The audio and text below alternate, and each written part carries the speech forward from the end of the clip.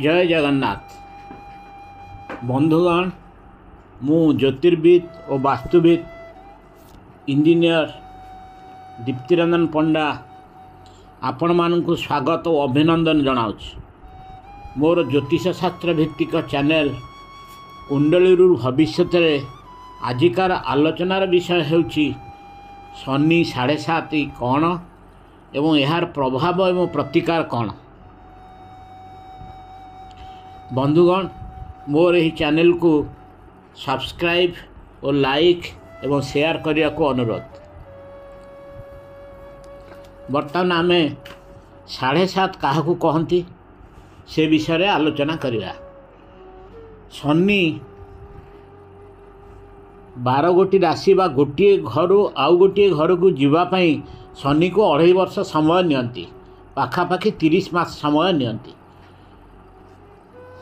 शनि राशि चक्र 12 गोटी राशि जीवाई पाखापाखि 30 वर्ष समय नहीं था।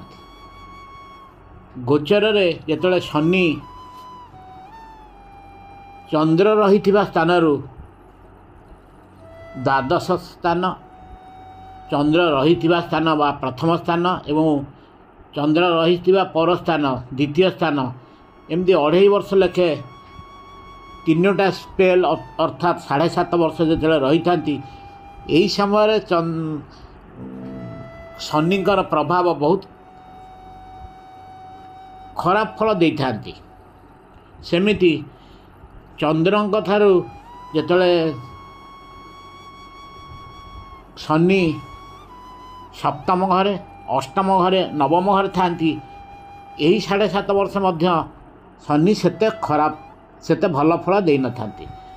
तेणु जोड़िए स्पेल गोटे हूँ द्वादश लग्न आउ द्वितीय स्थान आपको कहती शनि 7.5 पीरियड, आउ गोटे हूँ सप्तम अष्टम एवं नवम। सब बेले मन रखा पड़ो यह चंद्र राशि बा चंद्र जो अच्छा से स्थान आम गणना करा पड़ो। एठारे लग्न ठारू गणना करा जाए ना। शनि 7.5 विषय आम जिते हिसाब करने को विचार करवा।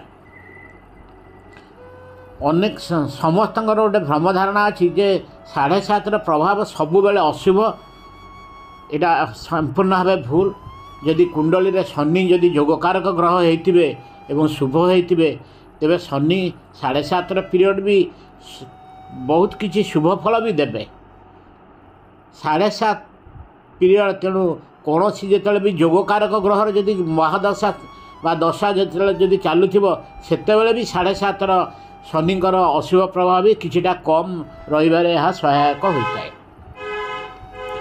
7.5 पीरियड जिते आरंभ हेबो समय जो आरंभ हो तार प्रथम पीरियड हूँ 2.5 वर्ष, द्वितीय पीरियड हूँ 2.5 वर्ष, तृतीय पीरियड है 2.5 वर्ष।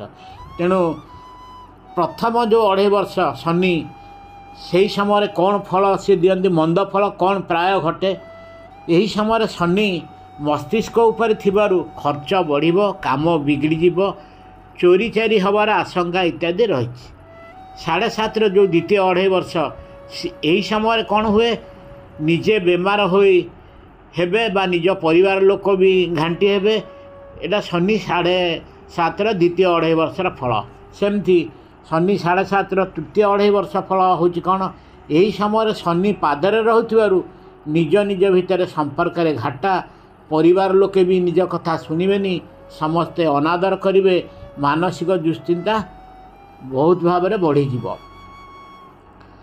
किंतु बंधुगण एथिपाई 7.5 आसीगला बोली समस्त गोटे मन भावी नियंती जे मोर अशुभ पीरियड आरंभ होगा मु केमती एथुरु बर्तिबी, एमती सब नाना प्रकार कुचिंता मन आसे।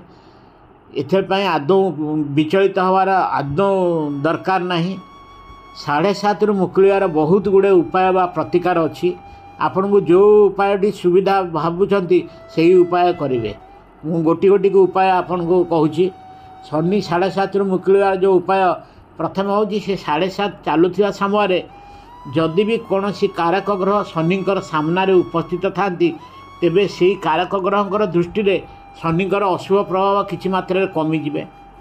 शनिवार दिन शनि मंदिर में संध्या बेले सोरिष तेल दीप जालिबे। शनिवार दिन भैरव रूपी शिव बा हनुमान पूजा करेंगे। गृह हनुमान चालीसा शनिवार दिन पाठ करंतु। सेमिति गृह वर्ष को अंततः थरे शनिवार दिन संध्यारे एक मासर शनि मेला करेंगे, जहाँ 5 पाली घरे गाँ गाँव घरे भी आग काल लोक मैंने करती शनि मेला। सेमती आउ गोटे उपचार होची अस्वस्थ गछ मूल खाली जल ढालिले भी शनिंकर खराब प्रभाव यही समय ह्रास पाए। सेमिति अस्वस्थ गछ मूल 7 थर प्रदक्षिण करी शनिवार दिन सोरिष तेल दीप जाले भी शनिंकर 7.5 रु किछि प्रभाव ह्रास हुए। तंबा कि लुहार चिमुटा यही समय क्या दान देले शनि देवता खुशी होता। कला राशि चढ़ई मानू खाइया देले शनि बहुत खुशी होती, तांकर अशुभ प्रभाव भी कम करिवार सहायक होती। कला रंगर जोता विशेषकर घरर जो चाकर चाकराणी इत्यादि को दान कले शनि देवता बहुत खुशी होती। कौन सी गरीब लोक को खाद्य दान कले सेठर भी शनि देवता बहुत प्रभावित होती। शनिंकर नीलम रत्न घरे बा निज मुंडरे दबाई जल प्रवाह कले सेठर भी शनि देव बहुत खुशी होती। कौन सी पात्र रे तेल ढाली से निज मुह को देखी सही तेल पात्र को क्या दान देले यह छाया पात्र कहती। यह फल भी शनिदेवंकर 7.5 प्रभाव बहुत मात्रा ह्रास होता है। सेमिति शनिवार दिन राति शनिंकर मंत्र ओं शनि देवताय नम 108 थर जप करें शनिदेव अशुभत्व कमी जाए। ऊपर वर्णित सबू उपाय सूर्यास्त पर कले बहुत भल, कारण शनिंकर संध्या पर शनि बहुत इफेक्टिव। किंतु अमावास्या दिन यही सब उपाय जेकोसी समय भी हो पार, कारण यही दिन शनिदेव प्रभाव सारा दिन राति रही है। आज एतिकी तेणु 7.5 उपर मनरे एत प्रकार विचलित भाव न रखिकी यही सब उपाय करंतु। 7.5 रु मुकुली जीवार आदौ भय ना, निश्चित भाव में मुकुली जीवे। जय जगन्नाथ।